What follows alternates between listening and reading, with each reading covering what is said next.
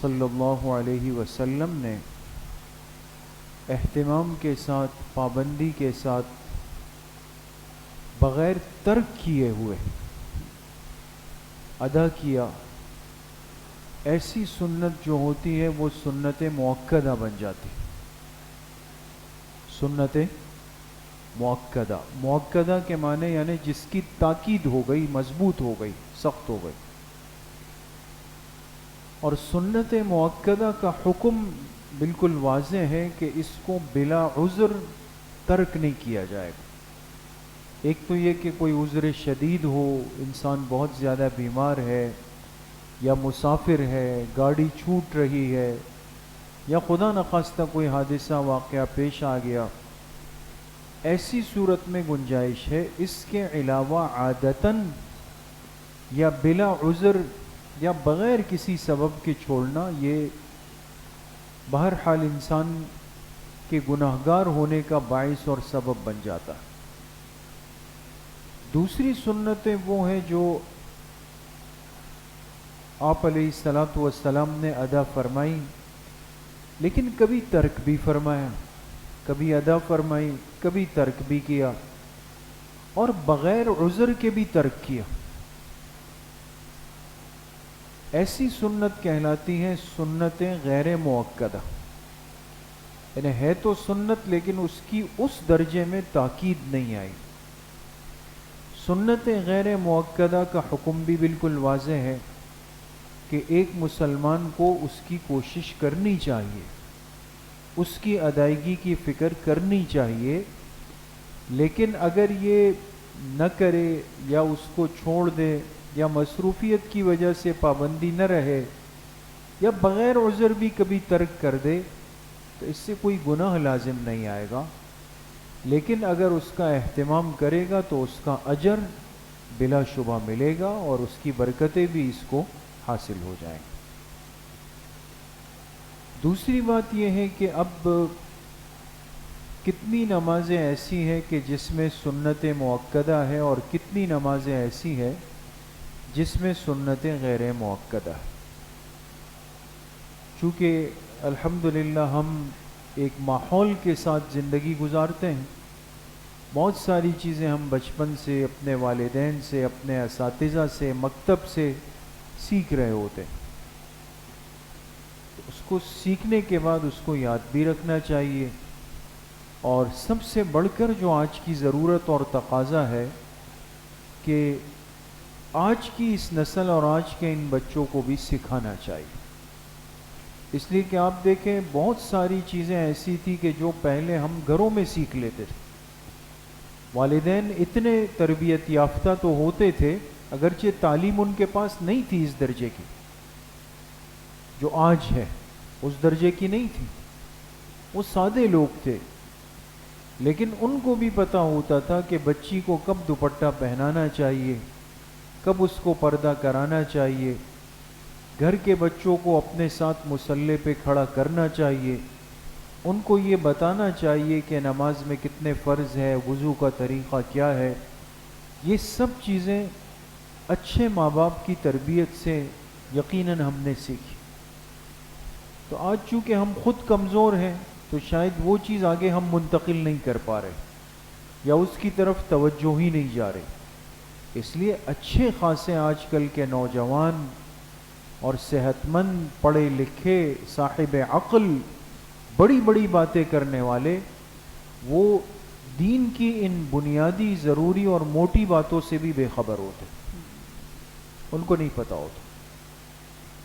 تو اس لیے جو سیکھا ہوا علم ہے وہ اپنی اولاد کو تربیت کے درجے میں ضرور سکھانا چاہیے. ہمارے گھروں کا ماحول نمازوں والا ہو اور نوافل کا ایک ماحول، ایک پابندی، ایک تربیت، یہ ہم خود اپنی محنت سے اپنے گھروں کے اندر پیدا کریں گے. اب مصلی کو نہ کوئی رات کو ہاتھ لگاتا ہے، نہ اشراق میں، نہ چاشت میں، بس جیسے تیسے کر کے نماز پڑھی اور پھر یہ جا وہ جا، ختم. تو آپ جانتے ہیں کہ پورے دن میں سنت مؤکدہ وہ کل کتنی رکعتیں؟ جی 12. کتنی رکعتیں؟ 12 رکعت. فجر کی نماز سے پہلے 2 رکعت سنت کون سی ہے؟ سنت مؤکدہ. ایسا ہی ہے نا، فجر کی فرض سے پہلے 2 رکعت پڑھنی ہے سنت مؤکدہ. ظہر کی فرض سے پہلے سنت مؤکدہ کتنی ہے؟ 4. اور فرض کے بعد سنت مؤکدہ کتنی ہے؟ 2. تو فجر کی 2 ہو گئی، ظہر سے پہلے 4 ہو گئی، ظہر کے بعد 2 ہو گئی، یہ کتنی ہو گئی؟ 8 ہو گئی. شاباش. عصر کی نماز سے نہ پہلے کوئی سنت مؤکدہ ہے نہ اس کے بعد ہے. مغرب کی نماز کے بعد سنت مؤکدہ رکعتیں کتنی ہیں؟ 2. تو 8 اور 2 کتنی ہو گئی؟ 10. عشاء کی نماز فرض نماز کے بعد سنت مؤکدہ رکعتیں کتنی ہیں؟ 2. تو 10 اور 2 کتنی ہو گئی؟ 12 ہو گئی. بات سمجھ گئے دوست؟ یہ 12 رکعتیں دن بھر میں ہر عاقل بالغ مسلمان مقیم کے لیے یہ سنت مؤکدہ کہلاتی ہے، اور اس کا اہتمام ہم نے کرنا ہے. بلا عذر اس کو ترک نہیں کیا جا سکتا. آج یہ بھی ایک باقاعدہ ایک ذہنی اور فکری محنت ہے. بہت سارے ایسے لوگ ہمارے ماحول میں جنم لے چکے ہیں، شاید آپ کے علم میں ہو نہ ہو، ایسے بہت سارے لوگ پیدا ہو چکے ہیں جو ان سنت مؤکدہ کی اہمیت زندگیوں سے ختم کرنے پہ تلے ہوئے. وہ کہتے ہیں مرضی کی چیز ہے، سنت ہے، ایک ہلکے سے انداز میں. نعوذ باللہ. پڑھ لی تو اچھی بات ہے، نہیں پڑھی تو چھوڑ دی. آپ بتائیں نا، آج تک میں نے اس لیے شروع میں آپ سے یہ بات عرض کی کہ ہمارے بڑوں نے جو ہمیں سکھایا، آج تک کوئی مسلمان فرد کہہ سکتا تھا کہ میں سنت مؤکدہ چھوڑ دوں؟ اب ایسے لوگ پیدا ہو گئے، وہ باقاعدہ ایک حلیے میں، ایک شرعی حلیے میں، ایک عالم کے حلیے میں بیٹھ جاتے ہیں، اور پھر ادھر ادھر کی کتابیں سامنے رکھ کر، اب مجھے نہیں پتا کہ اس نے سامنے کیا رکھا ہوا ہے، یہ کہاں سے بول رہا ہے، کس اسٹیشن سے اس کی آواز آ رہی، بس بول رہا ہے، متاثر کر رہا ہے، چرب زبان ہے، لفاظ ہے، تو ہم متاثر ہو جاتے ہیں. پھر اب تو جیسے جیسے وقت قیامت کے قریب جائے گا، سستی، کاہلی، غفلت، آرام پرستی یہ بڑھتی چلی جائے گی. تو اب کوئی بندہ ہمیں کہے کہ بھئی سنت مؤکدہ کوئی ضروری نہیں، تو ہم کہیں گے یہ تو بڑا اچھا ہو گیا. نعوذ باللہ. تو امت کو سنتوں والی زندگی سے نکالنے کی انتہائی فکر ہے، اور اس کا نتیجہ ہے، کل کے درس میں بھی میں نے عرض کیا کہ جس قدر سنتوں کی بات، سنتوں کا ماحول اور محنت کم ہوگی، اس کے نتیجے میں آپ کے ماحول معاشرے میں بدعات نے جنم لینا ہے، بدعات پیدا ہوگی. اس لیے کہ تو ضد ہے. یہ لائٹیں ہیں دوستو، اگر یہ لائٹیں 2 دن، یہ 2 لائٹیں خراب تھی، اندھیرا تھا اس طرف، تو اندھیرے کو بولنا نہیں پڑا کہ آپ آ جاؤ، اس کو لانا نہیں پڑا. جب لائٹیں بند ہوئی تو اندھیرا خود آیا. سنت ہٹے گی تو بدعت کو بلانا نہیں پڑے گا، وہ خود اس جگہ پہ آ کے بیٹھ جائے گی. اس لیے جو چیزیں ہمارے ماحول میں دن بدن پنپ رہی ہے، بڑھ رہی ہے بدعات و خرافات کے نام سے، یہ کوئی خوشائند بات نہیں ہے. اس کا ایک ہی مطلب ہے کہ سنتیں دن بدن کمزور ہو رہی ہے، کم ہوتی چلی جا رہی. تو اس لیے یہ اپنے مزاج کا حصہ بنائے. سنن مؤکدہ کو کسی بھی صورت کے اندر ترک نہ کرے. ہمارے علماء نے تو یہاں تک لکھا کہ اگر ایک شخص سفر پہ جا رہا ہے، اب مسافر کے لیے کتنی بڑی رعایت ہے کہ 4 رکعت والی فرض کتنی ہو جاتی ہے؟ 2 ہو جاتی ہے. ظہر بھی، عصر بھی، عشاء بھی. مسافر کے لیے آسانی رکھی. فجر تو 2 ہے تو وہ 2 رہے گی، مغرب 3 ہے تو اس کو 1.5 نہیں کیا جا سکتا، وہ 3 رہے گی. تو مسافر کے لیے اتنی آسانی رکھی گئی. لیکن اگر مسافر حالت سفر میں فارغ ہے، سہولت ہے، کوئی جلدی نہیں ہے، گاڑی نہیں نکل رہی، کوئی بھاگ دوڑ نہیں ہے، تو فقہا نے لکھا کہ اس کو چاہیے کہ یہ سنتوں کا اہتمام سفر میں بھی جاری رکھے۔ بہت سارے ایسے لوگ ہوتے ہیں وہ یہ سمجھتے ہیں باقاعدہ کہ سفر میں مسافر کو سنتیں کسی حال میں بھی نہیں پڑھنی، ایسے تکیہ لگا کے بیٹھے ہوں گے بے مقصد۔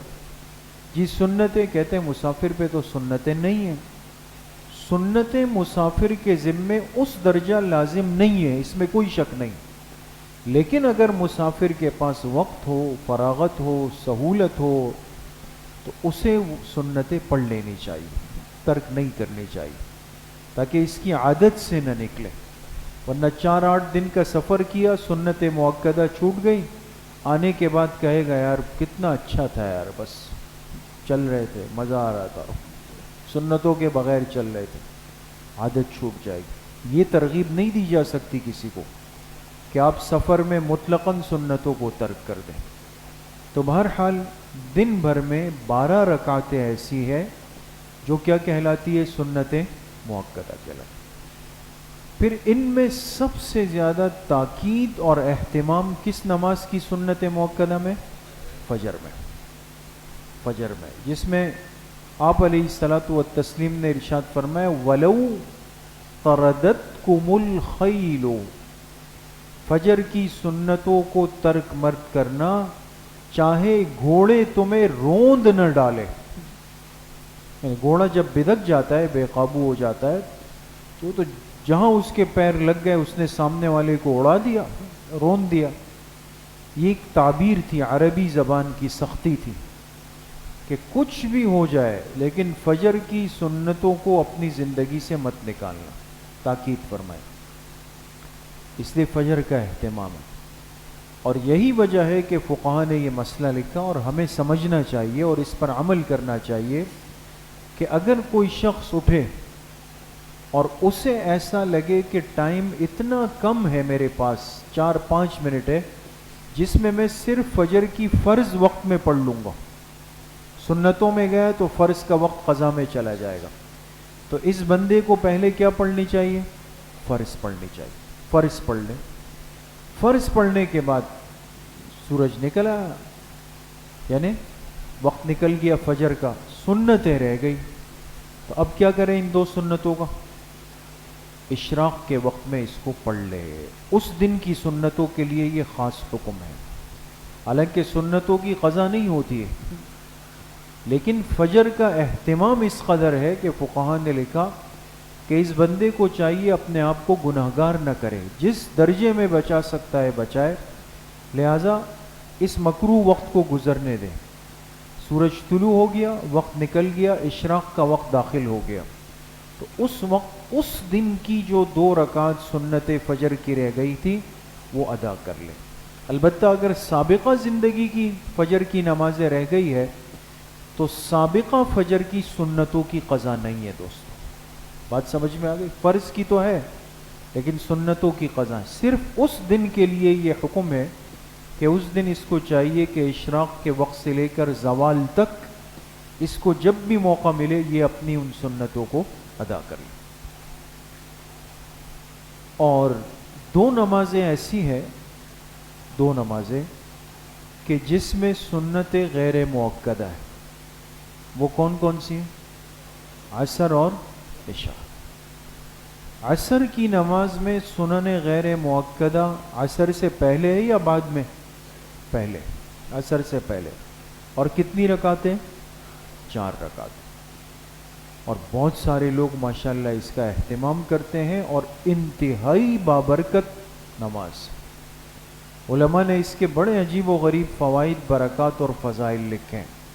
یہ جو عصر سے پہلے کی 4 سنت غیر مؤکدہ ہے نا دوستو، یہ ہمارے آج کل کے بہت سارے موجودہ مسائل کے لیے بہترین حل اور نسخہ ہے، آپ آزما کر دیکھیں۔ تو 4 رکعت سنتیں غیر مؤکدہ ہے، لیکن یہ بھی سمجھ لیں کہ اگر کوئی شخص آئے اور اسے لگے کہ 4 رکعت کا تو وقت نہیں ہے، 2 منٹ بچے ہیں، تو یہ کیا کر لیں؟ 2 رکعتیں پڑھ لے، بالکل خالی نہ بیٹھے بلکہ کیا کر لے، 2 رکعتیں پڑھ لے. اس کو معمول نہ بنائے، لیکن یہ ہے کہ 2 رکعتوں کو کم از کم پڑھ لیں. اور اتنی سہولت ہے دوستوں ان نوافل کے اندر کہ آپ 2 رکعت نفل میں بہت ساری نیتیں کر سکتے ہیں. آپ مسجد آئے، آپ کو اندازہ ہوا کہ میں صرف 2 رکعت نفل پڑھ سکتا ہوں، اسی میں تحیت الوضو کی نیت کریں، اسی میں تحیت المسجد کی نیت کریں، اسی میں سنت غیر مؤکدہ کی نیت کریں، اسی میں صلاۃ التوبہ کی نیت کریں، اسی میں صلاۃ الشکر کی نیت کریں، سب اس میں ہو سکتا. تو 4 رکعت پڑھنی چاہیے، نہ ہو وقت تو 2 رکعت پڑھ لو. عشاء سے پہلے بھی 4 رکعت سنت غیر مؤکدہ ہے عشاء سے پہلے. لیکن اس میں آپ سے ایک بات عرض کروں عشاء کے بارے میں. عصر میں تو یہی احادیث میں ملتا ہے کہ آپ علیہ السلام نے 4 رکعتیں پڑھی، اہتمام کیا. لیکن اگر کسی کے پاس وقت کم ہو تو 2 رکعت کی گنجائش. لیکن عشاء سے پہلے کی جو سنت غیر مؤکدہ ہے یہ رکعتیں کتنی ہیں؟ 4. یہ 4 بھی ہیں، 2 بھی ہیں دوستوں. یہ بھی ملتا ہے کہ آپ علیہ السلام وقت ہونے کے باوجود کبھی کیا کرتے؟ 2 رکعتیں پڑھ لیتے. وقت ہوتا تھا لیکن آپ 2 رکعتیں پڑھ لیتے تھے، اور کبھی 4 پڑھ لیتے. 4 کا بھی معمول رہا، 2 کا بھی معمول رہا. تو اس لیے کبھی کبھی انسان عشاء سے پہلے کی جو سنن غیر مؤکدہ ہے وہ کتنی رکعتیں پڑھ لے؟ 2 پڑھ لے. اتباع سنت کی نیت سے پڑھے. ہمارے فقہا نے لکھا کہ اتباع سنت کا اجر وہ رکعتوں کی تعداد کے اجر سے کئی گنا زیادہ ہے، اس لیے کہ وہاں سنت کی اتباع آ جائے گی. تو عشاء سے پہلے 4 رکعتیں، کبھی 2 رکعتیں، وقت کم ہو تو 2 رکعتیں پڑھ لی جائیں. تو بہرحال یہ سنت مؤکدہ اور سنت غیر مؤکدہ کی کچھ بات تھی.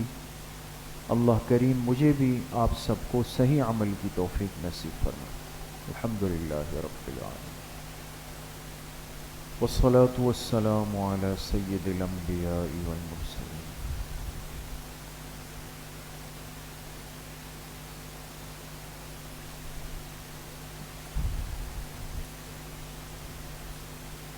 وصلی اللہ وسلم علی نبینا محمد وآلہ وصحبہ.